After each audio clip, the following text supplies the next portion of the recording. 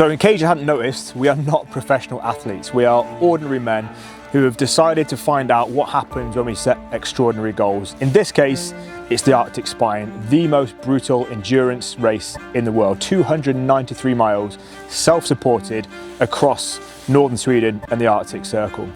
But despite all of that, despite the fact that we're going to be showcasing our preparation for the race, it's actually not about the race. It's about what happens when ordinary men refuse to settle for ordinary existences. And we're going to bring this to life through this series to help you understand how we go about it.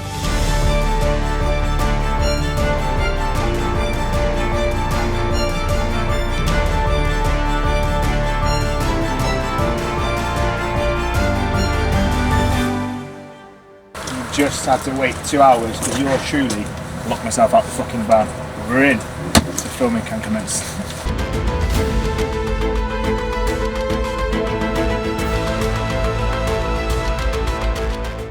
My name is Marc Rhodes. I am the founder and program director at Uncharted Performance. Outside of that, I'm a pretty regular bloke. I might have done some mad races over the past 3 years, the Marathon de Sables in 2023, the Jungle Ultra 2024, and a successful podium finish at the Ice Ultra in February 2025. But outside of that, I'm really like most other people. I've got a missus at home, I've got a dog that I'm probably a little bit too attached to, and I love spending time out here in the hills, which actually is what got me into ultra endurance in the first place. Very lucky to have the relationship that I do with both Johnny and Louis, my team members who also work alongside me at Uncharted Performance, and I'm really looking forward to leading this team through this series and beyond into the Arctic Spine. Hope you enjoy watching.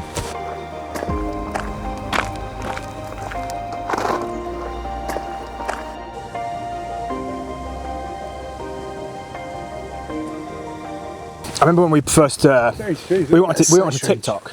Like about 3 years ago. That was on TikTok. We went on TikTok. I was saying to people like, I'm on TikTok as such and such, and they were like, which one's you? I was like, what do you mean which one's me? There's already like 15 of me on TikTok.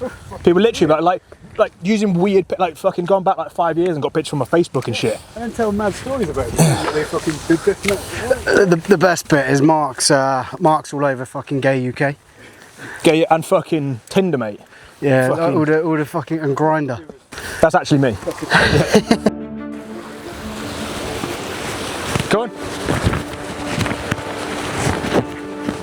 What's this? What's this? What's this? What's this? Nana, what's this?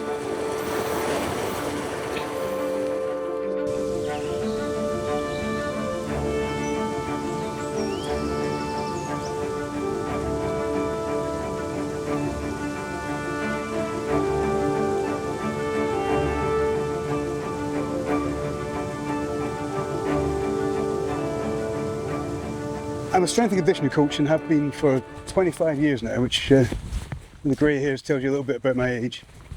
But we always joke about the 1,000 lives of Johnny Payne, is that, you know, I've had 4 or 5 different strands of career, of opportunity and of learning that brought me to this point. Some of which we can't and won't talk about on camera, and some of which we can.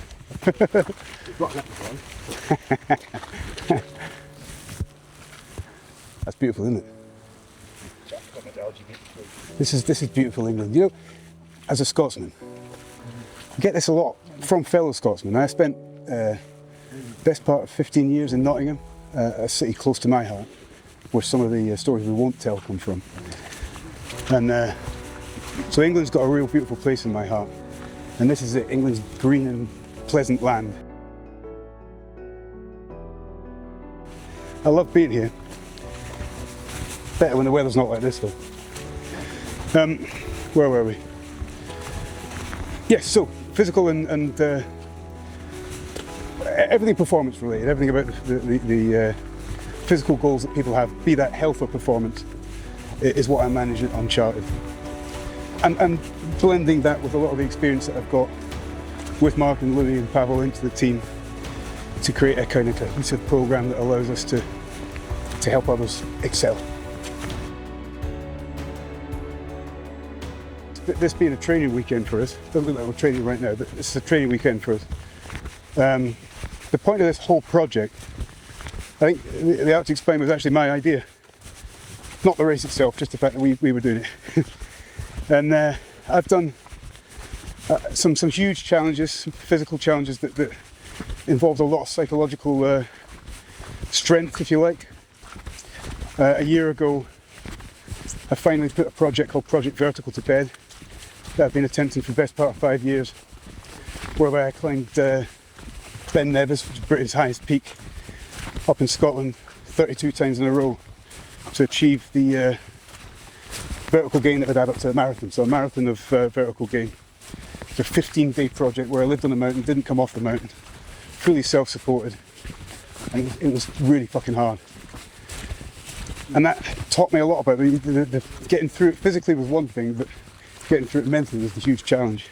And that's the kind of things I've been throwing myself at for the best part of a decade, maybe 2. And the opportunity to do that as a team with like-minded lads, too hard to pass up. Not just because of the fact that on paper it's a great challenge, you look at it as an exciting adventure and all the rest of it. So not just the physical challenge or the romantic challenge of it, but what I say is in amongst these things, at some point you'll meet a version of yourself you haven't met before that asks questions of you you've never had asked before. You don't even know what those questions are or what they're going to be. But somewhere out there in the midst of that Arctic wilderness, questions will be asked of me in my heart and in my soul and in my mind. I don't know if I can answer them. So that version of me lies out there somewhere, and I'm going to go and find it and see if I've got those answers and see what the learning is there, and walking into that fear and living through that fear and coming out the other side with the growth that's inside that fear is a kind of a lifelong passion for me. And there's so much to be gained from it. In those moments where you're marinating yourself in the fear is the goal. But you've got to go quite far physically and mentally to find it. So that's part of the challenge for me, to step back into that mental wilderness and the physical wilderness again. Write that down. During that vertical challenge was it took 14 days. In the first 5 or 6 days of it, I was trying to rely on aggression, on drawing on things that at the time were making me particularly angry, and things from the past that were making me angry, to fuel this kind of physical endeavour. And it was working. It lasted for about 5-6 days, but I could feel myself just running out of energy, again, physical and mental.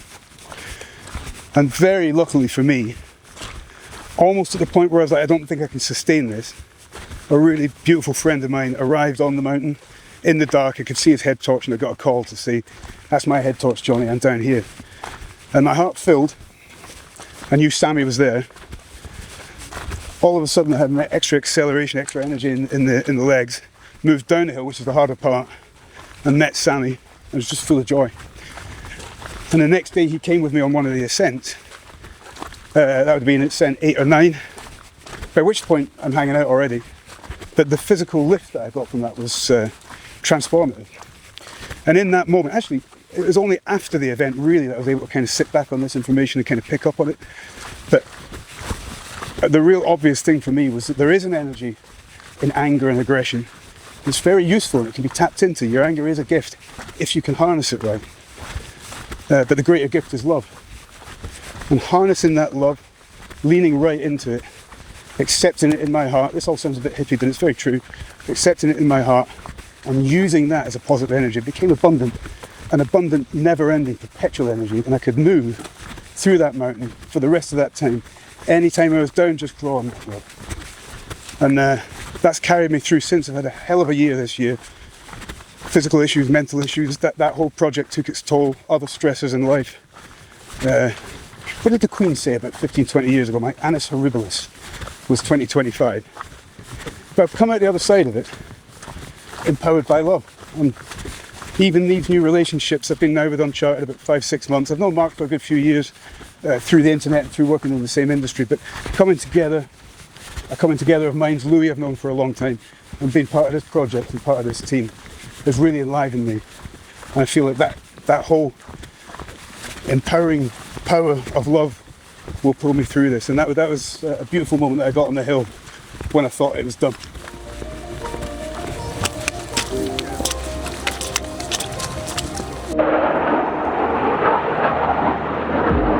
He pulls so many of them little one-liners at his ass. Yeah.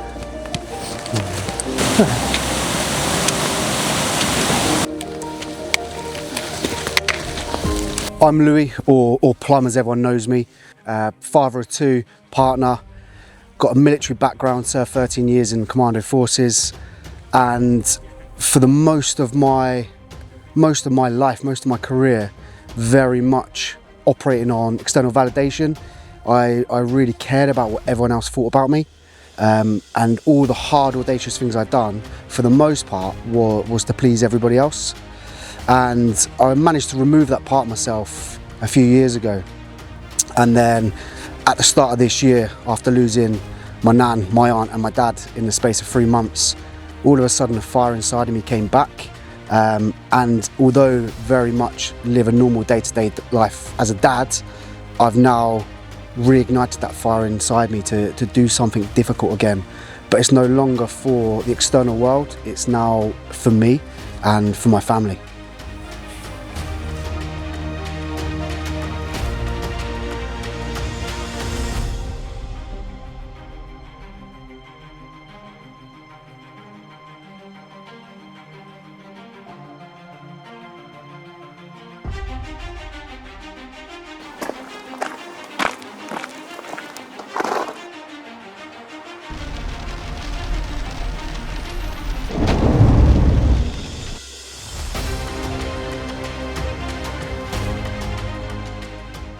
Have you always had a high level of fitness, or is it something that you work at, keeping at a good level?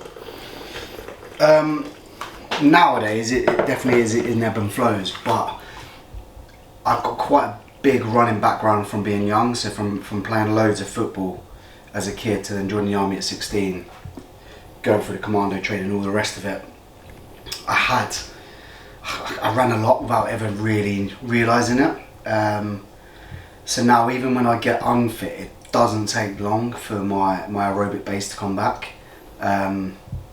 Like within 4 to 6 weeks of just running again, I tend to feel alright. But generally I'm training, I'm in the gym at least 3 or 4 days a week and running once or twice a week, whether I'm training for something or not. Just times like now, it just gets more specific and volume changes, volume goes up. It's too cold, mate. It's too cold out there. Oh, you boys must be cold. Go up the first hurdle. Fucking hell, there we go. Sorry, mate. I see myself out, fuck's sake. You didn't see the under? But you can see it down the light, look, it's dark. Can't see it. Thank you. Yeah.